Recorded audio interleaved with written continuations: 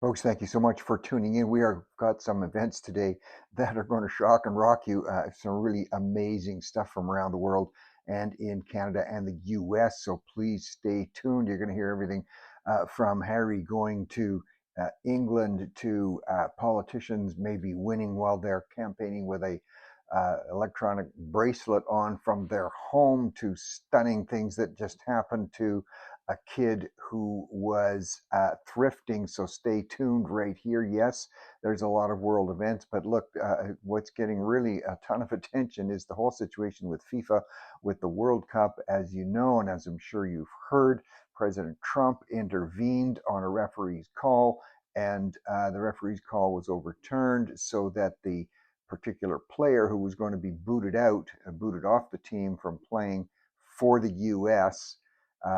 Against Belgium. In fact, he played, and of course, Belgium won. As you heard, they won the game 4-1. Lots of controversy going on around President Trump and the so-called intervention. One of the things to keep in mind is in Canada and the US, we were much more familiar and attuned to hockey and to football and to a degree to rugby. We are used to seeing large, strong, very fast grown men smashing into each other at very high speeds, bouncing up, sometimes bleeding, sometimes with their teeth knocked out, and continuing on in the game. And actually, a nod to women's sports in North America too, women's hockey, to a degree, women's rugby. Also, we are accustomed to extreme hard hitting sports. So when we constantly see the parade of soccer players, so called football players, that seem hardly to have touched each other, writhing on the ground, grimacing, rolling around in pain. And as soon as a card comes out, a foul card of some kind, a miraculous divine healing from above takes place, and the player who seemed at one point to be critically injured and about at the point of death bounces to his feet and rushes back into the game. So it's as much as we all love watching soccer, and I do, and I love playing it in high school. It gets a little bit much, and that was, I think, some of the why you're seeing in North America and Canada and the U.S. people are kind of laughing and chuckling at the Trump intervention, but they get it.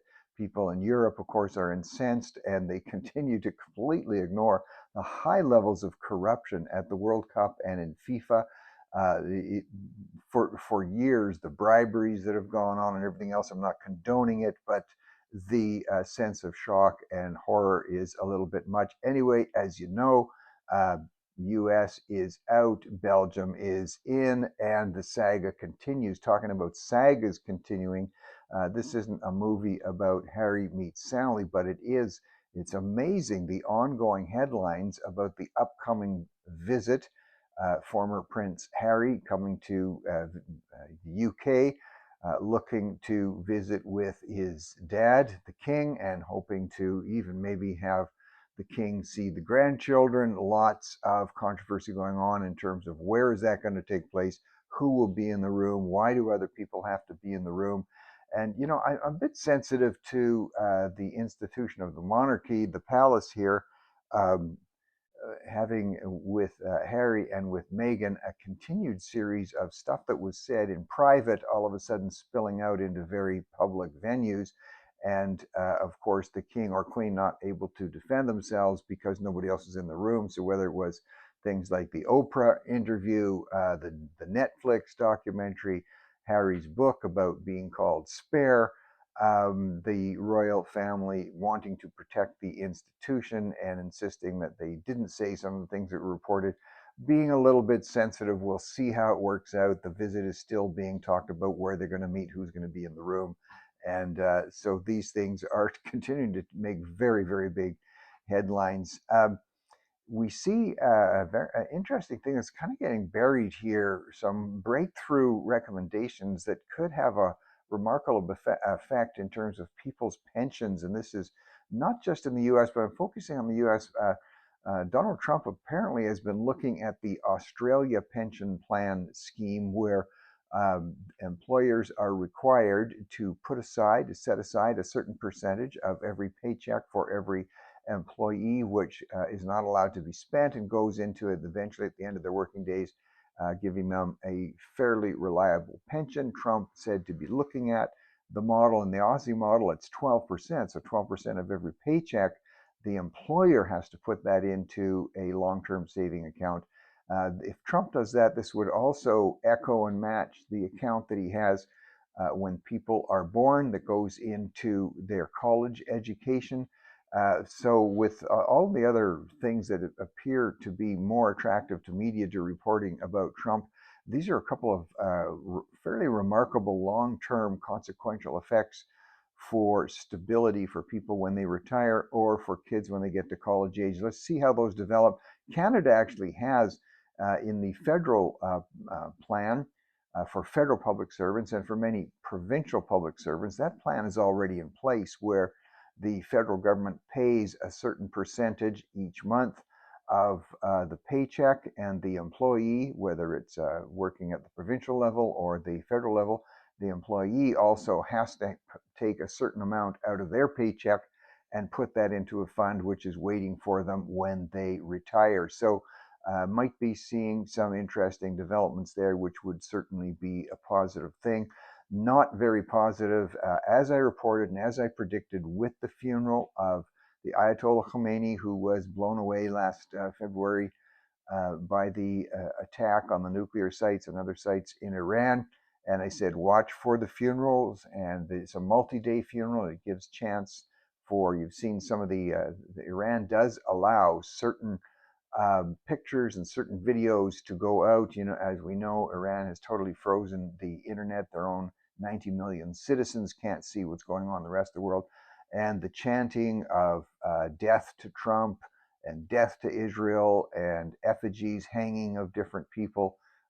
Even at one of the funeral marches yesterday, showing certain personalities with what do they call it? Bullseye targets drawn on their foreheads. Even people like, I'm not even going to repeat the names, but people who have large journalistic coverage, people whose talk shows are covered widely in the US, and you see them there, the Iranian regime putting pictures of the people with bullet holes and targets on their head. It shows what you're dealing with. The leaders of the Iranian regime, they are psychopaths. They come from a mentality of that goes back to caveman days. They believe, or keep this in mind, that this is the Iranian regime.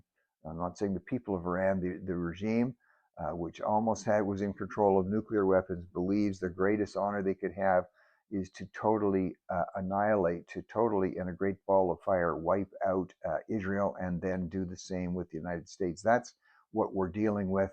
And as we see the funeral ongoing, there were 2 more missile attacks in the Strait of Hormuz, but the Strait of Hormuz, largely the shipping traffic is going through there.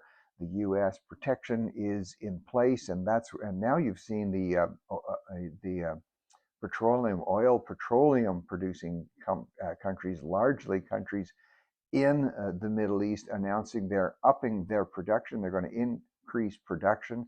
That'll be more oil and gas on the market. That means the price of oil and gas in our tanks will stay down, and we'll watch for that to continue in markets in general. People still watching, keeping an eye on the Federal Reserve in the United States. That rate by Kevin Warsh is going to be announced, and what he has said is he's going to keep as a goal a 2% inflation rate target. So don't look for rates to drop. Look for rates to stay, maybe even go up. We'll see. In news, international news, the NATO countries are meeting in Turkey this week. And remember, this is the North Atlantic Treaty Organization. It was formed after the Second World War. A large number of countries from Europe, of course, Canada is part of that, the US is part of that.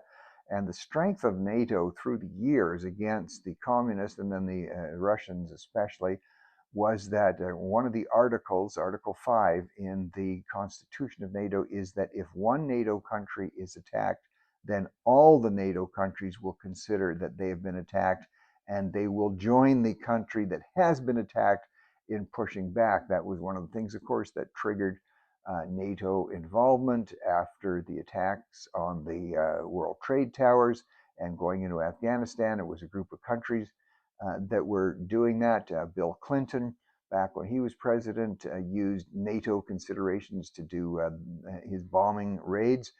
And so, very interesting to see now. President Trump going to that meeting, and he's going to be, it's predicted he's going to be scolding NATO again, saying, yes, some of them have responded when he said, you guys have to increase your defense spending in all of your countries there in Europe. Said the U.S. is tired after generations of supporting the European countries with money and with troops. It's time they step up. So it's interesting that Canada's Prime Minister Carney stopped on his way to NATO, stopped in Halifax to announce the new submarine, multi-billion-dollar submarine purchase that Canada is going to finally put into play.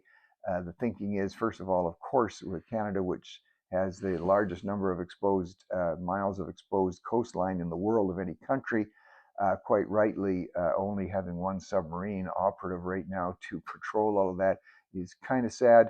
There's lots of controversy around the purchase, but anyway, the purchase has been announced. That's being seen as maybe an attempt to show the U.S. that Canada is stepping up. Well, in the U.S., you remember last couple of weeks I was reporting on one of the Democrat primary races in Maine, where there's a race for the Senate, and the Democrats nominated for their a person by the name of Graham Plattner. And probably nobody in U.S. history has survived the nomination and gone on to win with as many very disturbing things about him, the long list of sexual accusations, the list of him being a communist and a Marxist and promoting communism, the tattoo on his chest, the really highly sexualized postings. It was just a complete shock. But Democrats continuing to say, no, we're going to support the guy. So now yet another woman has come forward saying that he attacked her, he sexually abused her. This one now, you have some Democrats at the senior level finally saying, maybe we're going to take a second thought here about, okay, he has won the nomination, but whether we're going to support him or not, they're having a second thought on that. Graham Plattner's campaign has an unprecedented response today to the latest accusation of sexual violence from yet another woman. And they're saying they're giving this all thought, they're giving it consideration. I think we've just raised the stakes. I think there's a possibility that Graham Plattner, though he insisted he would not step down from running, watch on that one. I think he actually may. Even the Democrats are saying this may be just too much. But Hollywood is still behind him. Stephen King posting today that he's still solidly behind. So we'll see what happens. Well, if you think that's controversial, in France, as you know, one of the key opposition parties there, so-called ultra-right wing, which basically means they're probably just conservative, but it's called the Rassemblement National, the National Rally Party, and Marine Le Pen has been head of that party, but she was found guilty, if you recall, of embezzlement. And now who knows if all these charges are true or not, but she was found guilty and therefore barred from running. But an appeal to the courts in France, they have upheld the embezzlement ruling. They're saying she's still guilty of that, but they have said if she wants, she can run in the upcoming election this fall in France, which could be interesting because her party and she personally is still quite high in the polls with their focus on illegal immigration and the focus on crime and some other elements, and the courts saying now she can run. But here's what's interesting, but she must still wear her ankle bracelet because she is under home arrest. So she's got to run from home and run with an ankle bracelet on. Folks, this is a major country, this is a major nation in the world. And keep in mind that the existing president, Macron, he will not be running this time because in France they have limits on how many times you can serve as president, so he'll not be running. Very interesting to watch what's going to happen. She hasn't decided yet if she, in fact herself, will run even though her party is doing well in the polls. Well, a party or a group that's not doing that well in the polls, the new Associated Press poll just came out today saying that in the U.S., support for Israel continues to decline significantly among Democrats and even now among Republicans. And the main reason that's being reported by that is the constant stream of reports from mainstream media that Israel is guilty of genocide. Genocide meaning the deliberate attempt to annihilate an entire population or ethnic population for political reasons. And Israel needs to be getting its story out. It continues to show and to post that it is not involved in genocide. Israel's military tactics are different than anybody has ever seen. When they go to take out terrorists in a building, they do voice warnings, they do use loudspeakers, they do voice drops telling people to please clear the building that they're coming in to take out the military sites. So even though constantly we hear the accusation of genocide, no genocide has taken place, none has been proven. And yet with Israel's press relations trying to get the message out they are not committing genocide, that can't seem to stand up against the almost daily accusations being echoed in mainstream media that they are involved in genocide. We'll see what happens if they continue to go down. In Canada, and as you know, I've been advocating actually for years that Canada needs to step up its oil and gas production, that Canada's refined oil and gas products can help other countries to get off of very dirty fuels that other countries use and therefore lower global emissions by other countries, China, India, and others, using refined products from Canada. And so I give some credit, though there's always suspicion, but some credit to the Prime Minister. He has announced that there's an agreement between the federal government and Alberta to get a pipeline going from Alberta. We talked about this again last week, out of Fort McMurray and down across the mountains and down to a refinery port for export in just south of Vancouver. That's been approved. We'll see if it goes ahead. And now the Alberta and the Ontario government have agreed on a pipeline. They're calling it Northern Shield, largely being led by Premier Daniel Smith. Getting oil flowing from the west to the east. If oil and refined gas products from Canada can make it to Europe, you would have European countries being able to buy cleaner refined oil and gas products, and they would not be relying on Russia to buy their oil. And of course, we've talked about it here, the extreme and painful irony that European countries paying Putin to finance Putin's war to kill Ukrainians because they need Putin's oil and gas, and a pipeline from Canada would be helpful in that regard. Talk about a pipeline. Here's a couple of fun items here. New Yorker magazine has a story out. They call it fiber maxing. You've heard of all this type of maxing that can go on. Fiber maxing is where you're really focusing on a fiber diet to, what shall we say, keep things moving. And now, as a matter of fact, there's so much focus on this to keep you, I'll be gentle here, to keep you regular. It's called poop smoothies, or poothies as they're called. I'm not making this up, folks. It's there. It's in New Yorker magazine.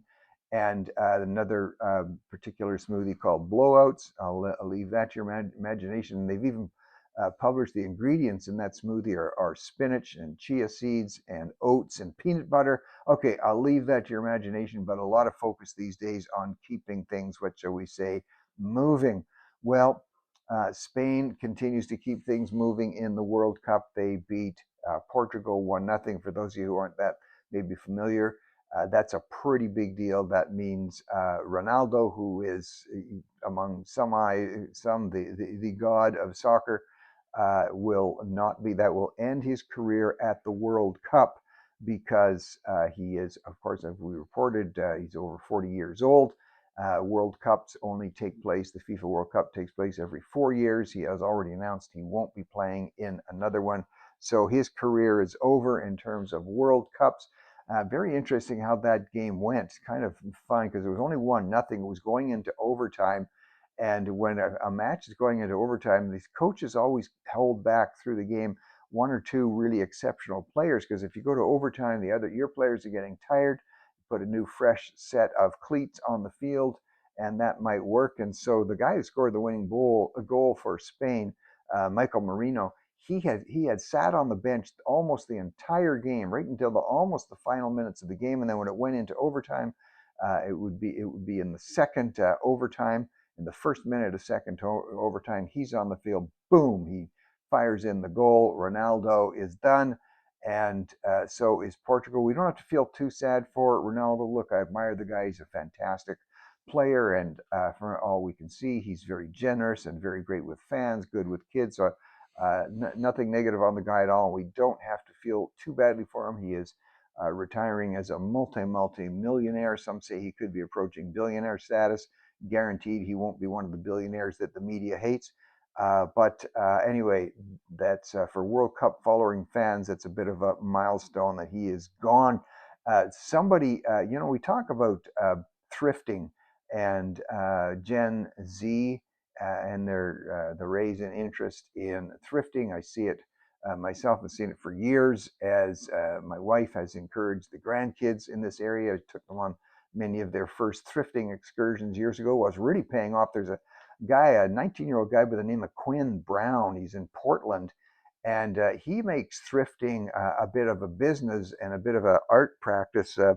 He buys the clothes by the pound and sifts through them and finds items that he thinks are valuable and resells them. Well, he's just scored really big because it's been verified. He said that he, out of a bin, he got a warm-up jersey that had once belonged to Wilt Chamberlain. Wilt Chamberlain had worn it back in 1972. Of course, Wilt Chamberlain, all-time historic basketball great, played for the LA Lakers. So this kid, Quinn Brown, he was watching, going through the bins, and he sees this other kid pick up this warm-up jersey. It's got the number 72 on it. The other kid kind of looks at it, threw it back in the bin. This guy grabs it. I won't go on to explain to you the extensive way in which Sotheby's and other experts have proven by photographs and stitching and everything else. They've proven this was indeed worn by Wilt Chamberlain. So Quinn Brown paid $3.08 apparently for the jersey, and Sotheby's has it listed for their upcoming auction at $355,000. So good for Quinn, scoring big and really lighting up his life. I'll talk about lighting up your life tonight. You can dazzle your friends by telling them tonight there will be a Moon-Saturn configuration where you can look up in the sky, and apparently you won't even need to have binoculars or a telescope for this. You'll see an alignment, this conjunction between the Moon and Saturn. Check that online or ask ChatGPT or Claude, depending on what part of the world you're in. If you're in the US right now or Australia or Canada, you're going to see it at a different time and place.